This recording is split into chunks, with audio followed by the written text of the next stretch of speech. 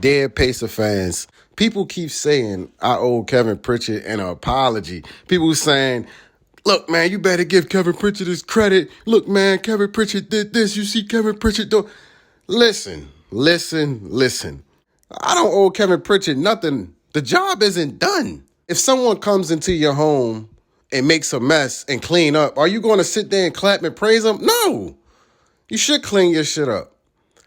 Ever since Kevin Pritchard has been here, the Pacers have not seen no success. The day I apologize to Kevin Pritchard will be the day the Pacers make it out the first round of the playoffs. That's when I'll apologize. I mean, like, seriously, I got 6 DMs right now.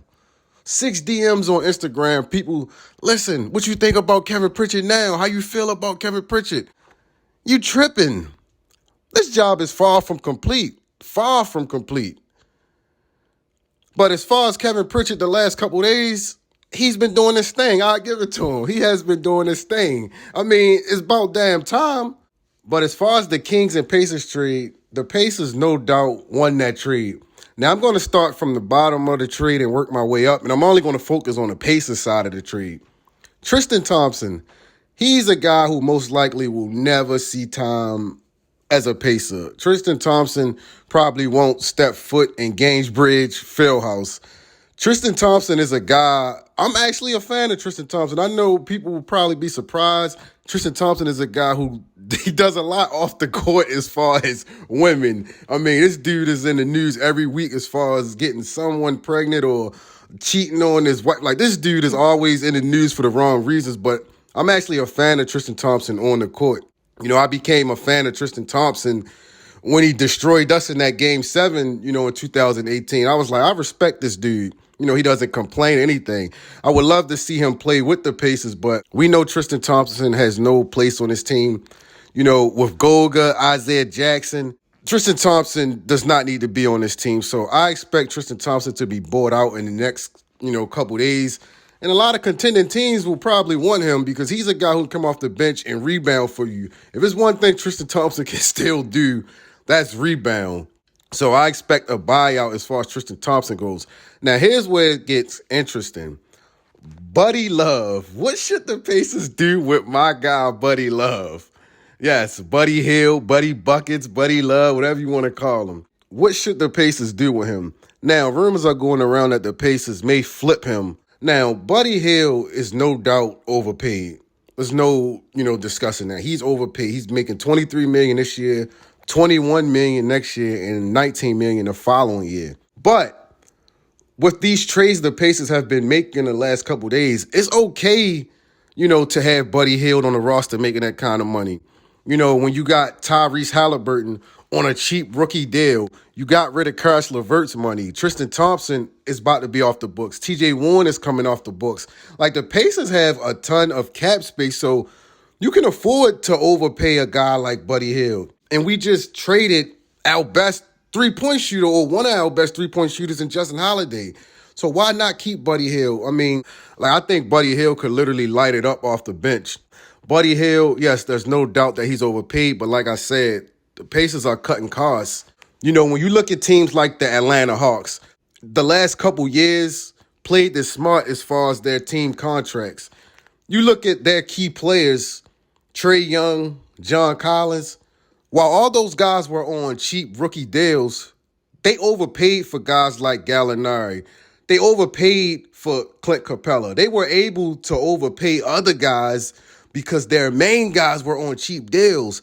These main guys that we're going to have on our team, like Chris Duarte, Tyrese Haliburton, Isaiah Jackson, all these guys that are going to be on cheap deals, you can afford to have the Buddy Hields, making a lot more money than he's supposed to make. If they decide to keep Buddy Hield, I think that would be good for business. I'm not even lying. But at the same time, I know if the Pacers can get a first-round pick for Buddy Hield, or even more, they should do it. As far as the main piece in the trade, Tyrese Haliburton, he's the guy that everybody's excited about. He's the guy that's going to be a main piece as far as when the Pacers do become contenders. Now, Tyrese Haliburton, am I saying he's the franchise player? He's the guy? No, I'm not saying that, but this guy's definitely going to be, our second or third best player whenever we become contenders. I'm not even going to lie. I think the Ben Simmons thing is over now. This definitely ends all that. Like, this guy is basically the point guard that we've been looking for, the playmaker, the floor general. You basically have him under your control for about the next 7 years or so. I mean, rookie deal. This is why the Pacers didn't want De'Aaron Fox, because if you would have got De'Aaron Fox, instantly you're paying this guy $30+ million. But instead, you get Tyrese. He's under your control. You have him on a rookie contract for the next 3 seasons or so?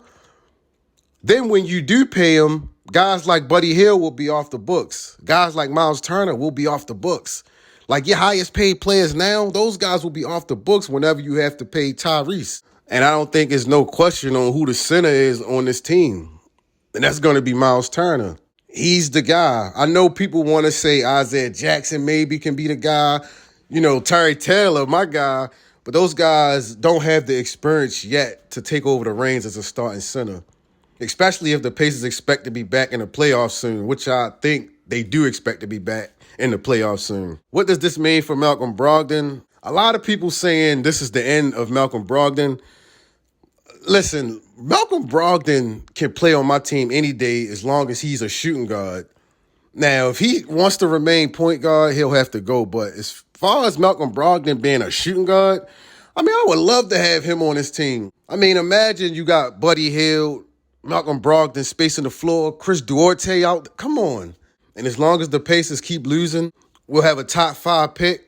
This rebuild it's gonna be quick. But if you think I'm about to get on here and praise Kevin Pritchard saying you did this, nah, you got to get out the first round before I congratulate you. Because like I said, there's been no good memories since you've been here. And if you're sitting here praising this guy, you're part of the reason why the Pacers are in this predicament right now. But hey, don't get mad at the facts. Get mad at reality. Sincerely, Born Ready.